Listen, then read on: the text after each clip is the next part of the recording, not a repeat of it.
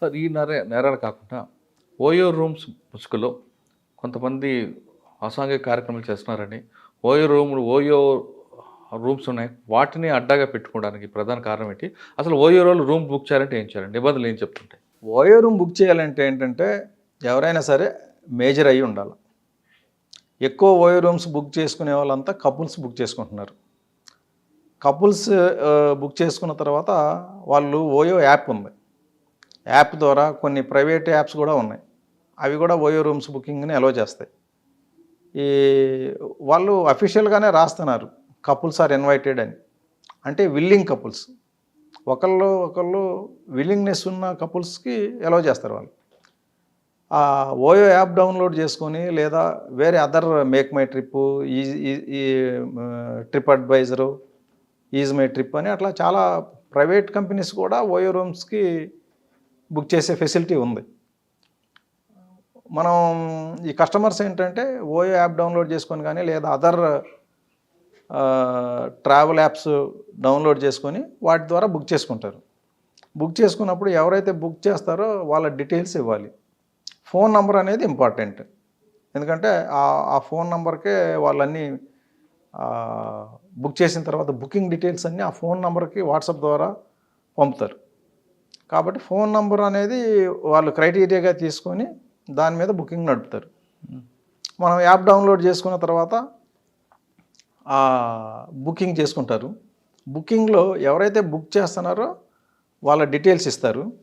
తర్వాత రూమ్కి వెళ్ళినప్పుడు ఐడెంటిటీ కార్డ్స్ ఇవ్వాలి. అక్కడ ఓయో రూల్స్ ప్రకారం ఏంటంటే ఇద్దరు వెళ్తే ఇద్దరివి కూడా ఐడి కార్డ్స్ అనేవి సబ్మిట్ చేయాలి. ఐడి కార్డ్ సబ్మిట్ చేసినప్పుడు ఇద్దరిది మ్యాచింగ్ కాలేదనుకోండి, మ్యాచింగ్ అంటే మ్యాచింగ్ అవ్విందా లేదనేది అక్కడ చూడరు.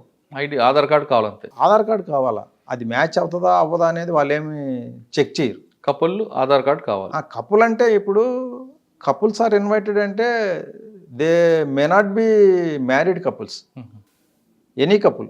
కాబట్టి చెకింగ్ ఏమి ఉండదు దానికి. సార్ లోపలికి వెళ్ళిన తర్వాత అంటే బుక్ చేసుకు వెళ్ళిన తర్వాత ఇద్దరు సైన్ చేయాలి అక్కడ. కొంతమంది కొన్ని హోటల్స్ ఏంటంటే ఇద్దరు సంతకం తీసుకుంటారు. అంటే ఎవరి ఆధార్ కార్డు మీద వాళ్ళు సంతకం చేయాలి రూల్ ప్రకారం. కొంతమంది ఏంటంటే ఒకళ్ళ సంతకమే తీసుకుంటారు, కార్డులు మాత్రం ఇద్దరు తీసుకుంటారు.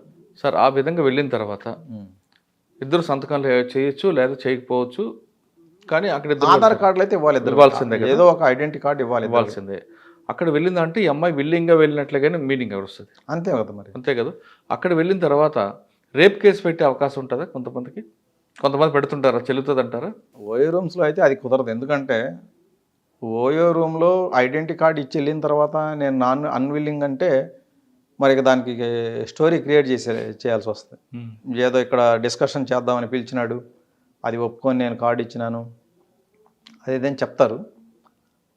ఇప్పుడు సమాజంలో ఒక ఇదేంటంటే ఓయో రూమ్కి పోయారు అంటేనే సెక్స్ ఏం చేయడానికి పోయారు అనే ఒక ఇది ఉంది, మెసేజ్ ఉంటుంది, మెసేజ్.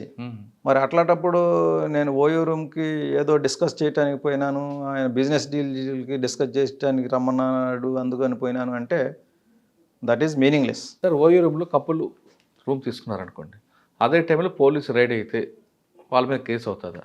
భార్యాభర్తలు కాకపోయినప్పటికీ కూడా ఇద్దరు విల్లింగ్తో ఉంటే దాంట్లో ఏం కేసు బుక్ చేయడానికి లేదు. కానీ దీంట్లో ప్రాస్టిట్యూషన్ యాంగిల్ ఉంటే కనుక, అంటే ఆ లేడీని ఒక ఆర్గనైజర్ ఉండి ఇతని దగ్గర డబ్బులు తీసుకొని సప్లై చేసి ఉండి ఈ మనీ యాంగిల్ దొరికితే కనుక మనం పీటా యాక్ట్ బుక్ చేయొచ్చు. అదే మోడ్లో ఓయోలో కూడా చేయొచ్చు కదా? చేయొచ్చు, అవకాశం ఉంది. కాకపోతే ఏంటంటే మనకు ఆ ఇన్ఫర్మేషన్ ఉండాలి. ఇక్కడ పోయే కపుల్లో లేడీ ఇలా పలానా పింప్ సప్లై చేస్తున్నాడు, పలానా వాడు ఆర్గనైజర్ ఉన్నాడు, ఇందులో ప్రాస్టిట్యూషన్ వాడు ఆర్గనైజ్ చేస్తున్నాడు, ఈ ఆర్గనైజర్ సప్లై చేస్తూ వీడే బుక్ చేసినాడు అని చెప్పేసి మనకి ఇన్ఫర్మేషన్ ఉంటే ఆ ఇన్ఫర్మేషన్ మీద మనం డీటెయిల్స్ మిగతా తీయచ్చు కదా. ఎవరు బుక్ చేసినారు ఆ డీటెయిల్స్ ఉంటాయి, బుక్ చేసిన వాళ్ళ డీటెయిల్స్, విజిట్ చేసిన వాళ్ళ డీటెయిల్స్. ఓయోలో ఏంటంటే booking for self or booking for others ఇది ఉంటుంది. మనం వేరే వాళ్ళకు కూడా బుక్ చేయొచ్చు. అట్లా వచ్చిన కపుల్స్కి వేరే వాళ్ళు బుక్ చేస్తే కనుక మనం అది తీసుకోవచ్చు, క్రైమ్ కింద వస్తుంది. ఓకే, వెరిఫై చేయాలి. ఓకే, ఓయోలో ఇటువంటి నాంశం లేకుండా వాళ్ళు ప్రొవైడ్ చేశారు అప్పుడు ఓయో మీద కూడా కేసు వద్దా? అంటే ఓయో రూమ్స్ ఆర్గనైజర్ మీద అంటే వాళ్ళకి తెలిసి ప్రొవైడ్ చేస్తే కేసు అవుతుంది, తెలియక ప్రొవైడ్ చేస్తే కేసు కాదు. ఇది పలానా వాడు పలానా పింప్ ప్రాస్టిట్యూషన్ పర్పస్లో బుక్ చేసినాడు అని తెలిసి కూడా వీళ్ళు ఎలా చేసినారంటే ఓయో మీద కూడా కేసు బుక్ చేస్తాం. కానీ కొంతమంది ఓయోలో రూమ్ తీసుకొని ఇంకా పేకాట ఆడే వాళ్ళు కూడా కొంత కనిపిస్తుంటారు. ఆ పేకాట ఆడటం అయితే అది ఎట్లా ఉన్నా కూడా మనీ ఇన్వాల్వ్మెంట్ ఉంటుంది. పేకాట ఆడితే కంపల్సరీ గేమింగ్ యాక్ట్ కింద వస్తుంది, అది బుక్ చేస్తారు. బుక్ చేసినప్పుడు కూడా అంతే. యాక్చువల్గా ఏంటంటే మనం గేమింగ్ హౌస్ని రేడ్ చేసినప్పుడు అది సీజ్ చేసే అవకాశం ఉంది. సీజ్ చేయొచ్చు, అంటే రూమ్ కూడా సీజ్ చేయొచ్చు. సీజ్ చేయొచ్చు. సీజ్ చేసి కోర్ట్ ఆర్డర్ తీసుకొని వాళ్ళు దాన్ని రిలీజ్ చేసుకోవాల్సి వస్తుంది. ఓకే. ఈ పీటా కేసుల్లో కానీ గేమింగ్లో కానీ రూములు సీజ్ చేయొచ్చు. రూమ్ సీజ్ చేసేసి, ఎందుకంటే అది ఎవిడెన్షియరీ మెటీరియల్. సార్ ఇప్పుడు తెలంగాణలో మీరు చెప్పిన 2 ట్రెండింగ్ కాకుండా ఇంకేమున్నాయండి? ఇప్పుడు ఇవేంటంటే ఇప్పటివరకు నేను చెప్పినవి ఓన్లీ చైనీస్ చేస్తున్న ఫ్రాడ్స్. తర్వాత లోన్లు ఇప్పిస్తామని చెప్పి, జాబులు ఇప్పిస్తామని చెప్పేసి, తర్వాత వాట్సాప్ డీపీ ఫ్రాడ్స్. వాట్సాప్లో డీపీ, ఇప్పుడు నేను నా డీపీ పెట్టుకున్నారు, నా నంబర్ కాదు వేరే నంబర్తో నా ఫ్రెండ్స్కి మెసేజ్లు పోతాయి. నేను అర్జెంటుగా హాస్పిటల్లో ఉన్నాను, నాకు ఒక 20,000 పంపించు, 50,000 పంపించు. అది కూడా పొడిగా మాట్లాడతారు కదా. ఎక్కువ మాట్లాడితే బండారం బయటపడుతుంది అని చెప్పి ఎక్కువ విషయాలు వెల్లడించే కొద్దీ రిస్క్ ఎక్కువ. అందుకని చెప్పి అంత రిస్క్ తీసుకోరు. అనుమానం వస్తుందంటే కట్ చేసి చేస్తారు. వీళ్ళకేంటంటే టైం బౌండెడ్, ఒక రోజులో మనం ఎంతమందిని దోచుకున్నాం అనేది లెక్క ఉండాలి. అందువల్ల ఏంటంటే ఒకడే ఊరికే సోది పెట్టి డబ్బులు వేయకుండా గంట సేపు చాటింగ్ చేస్తే వాళ్ళకి అది బ్లాక్ చేసేస్తారు ఆ నెంబర్ని. టార్గెట్ ఉంది వాళ్ళకి. మరి డే అంతా వేస్ట్ చేసుకొని నలుగురితో మాట్లాడి నలుగురి దగ్గర డబ్బులు ఏం చేసుకోకపోతే వేస్ట్ కదా. ఇది చైనీస్ అయితే కనుక చాలా టైం బాగుండు. Time is precious. టైంలోనే జరగలేదు. ఊరికే రోజంతా చాట్ చేసి ఎవరో డబ్బులు వేయలేదు అంటే వేస్ట్ కదా. అందువల్ల ఏంటంటే చాలా టైం లిమిట్స్ పాటిస్తారు. ఓకే. జాబ్ ఫ్రాడ్స్ ఏంటంటే రకరకాల జాబ్స్.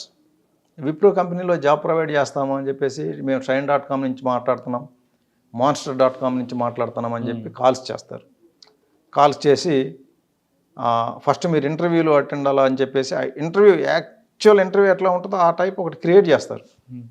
వాళ్ళ నాలెడ్జ్ చూస్తే కూడా వీళ్ళు రియల్ విప్రోలో వాళ్ళే, మామూలు ఫ్రాడ్స్టర్ అయితే ఇంత నాలెడ్జ్ ఉండదు అనిపించేలా ఉంటుంది ఆ ఇంటర్వ్యూ కూడా. ఎందుకంటే ఫ్రాడ్స్టర్స్ కూడా they have improved their knowledge. Software skills కూడా తెలిసిన వాళ్ళని పెట్టుకుంటారు అందులో. ఏమి తెలియకుండా చీట్ చేయటం కూడా కష్టం కదా. అందువల్ల ఏంటంటే వాళ్ళు తప్పు చేస్తున్నా కూడా వేరే వాళ్ళకి అనుమానం రాకుండా చేయాలి. దానికోసం అన్ని స్కిల్స్ని డెవలప్ చేసుకుంటారు వాళ్ళు. చేసుకొని ఒక న్యాచురల్ ఇంటర్వ్యూలాగా ఇంటర్వ్యూ కండక్ట్ చేస్తారు. అది అయిపోయిన తర్వాత ఆఫర్ లెటర్ దగ్గర అంతా అయిపోయింది, సెలెక్ట్ అయినావు, కానీ ఆఫర్ లెటర్ ఇవ్వడానికి మా హెచ్ఆర్ మేనేజరు పైసలు అడుగుతున్నాడు, మనకు ₹1,00,000 ఇస్తే కానీ ఇవ్వడు అని పెడతారు. ఆ తర్వాత నీకు మెడికల్ ఎగ్జామినేషన్ ఫీజు ఒకటి ఉంటుంది, అదొక 20,000 కట్టాలంటారు. తర్వాత ల్యాప్టాప్ ఇస్తాము, దీనికి ఒక 50,000 కట్టాలని, ఇట్లా ఏదో వంకలు చెప్పేసేసి డబ్బులు లాగేస్తారు. ఇట్లా ఎవరైనా సరే హెచ్ఆర్ డబ్బులు అడిగినాడు, వేరే అదర్ ఎంప్లాయీ డబ్బులు అడిగినాడు అంటే అది ఫేకే. తర్వాత ల్యాప్టాప్ ఛార్జెస్ మనకి ఇవ్వాలి కదా సార్, వాళ్ళు మనకి ఇవ్వాల్సింది. మనకి అట్లా చెప్తారు, ఇది బ్యాక్ డోర్ పాలసీలో చేస్తున్నాము. బ్యాక్ డోర్ పాలసీ లేదంటే నీకు శాలరీ చాలా పిచ్చి ఉంది, 50,000, యాక్చువల్గా ఇంత ఉండదు ఈ పోస్ట్కి, కానీ నీకు హెచ్ఆర్ హెల్ప్ చేసి నీకు ఇంత శాలరీ వచ్చేట్టు చేస్తారు. మరి హెచ్ఆర్కి నువ్వు ఇన్ రిటర్న్ హెచ్ఆర్కి కూడా హెల్ప్ చేయాలా, ఉట్టిగానే చేయడం ఆయనది. కాబట్టి ఆయనకు ఒక 2 lakhs 3 lakhs ఇస్తే నీకు పోస్ట్ కన్ఫర్మ్ అయిపోద్ది, నీకు హ్యాపీగా నువ్వు ఎన్ని రోజులు చేసుకున్నా సరే కంటిన్యూ చేసుకోవచ్చు అని ఇట్లా మభ్య పెడతారు. తర్వాత ల్యాప్టాప్ ఛార్జెస్ అంటారు. ల్యాప్టాప్స్ అనేవి ఏ కంపెనీలో మనం జాయిన్ అయినా ఫ్రీగానే ఇస్తారు, కానీ ఇక్కడ మాత్రం ల్యాప్టాప్ ఛార్జెస్ అంటారు. ఇంకోటి ఏం చెప్తారంటే, యాక్చువల్గా నీకు ఇచ్చే ల్యాప్టాప్ 1.5 lakh కాస్ట్, ఇది మేము దీని కాస్ట్ కలెక్ట్ చేయట్లే, ఓన్లీ ఇది సెక్యూరిటీ డిపాజిట్. నువ్వు కంపెనీ నుంచి మానేసేటప్పుడు నువ్వు ల్యాప్టాప్ రిటర్న్ చేస్తే ఈ సెక్యూరిటీ వాపస్ ఇచ్చేస్తాం, సెక్యూరిటీ డిపాజిట్ని.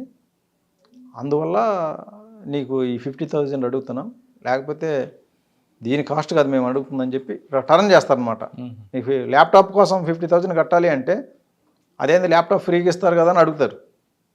ల్యాప్టాప్ ఫ్రీనే, కాకపోతే సెక్యూరిటీ డిపాజిట్ అది నువ్వు కంపెనీ తీసుకొని పారిపోయినావు అనుకో, మాకు 1.5 lakh ల్యాప్టాప్ అది, మరి కంపెనీకి లాస్ అయింది కదా, అందుకని ఒక 50,000 సెక్యూరిటీ డిపాజిట్ పెట్టాలి దానికని చెప్తారు.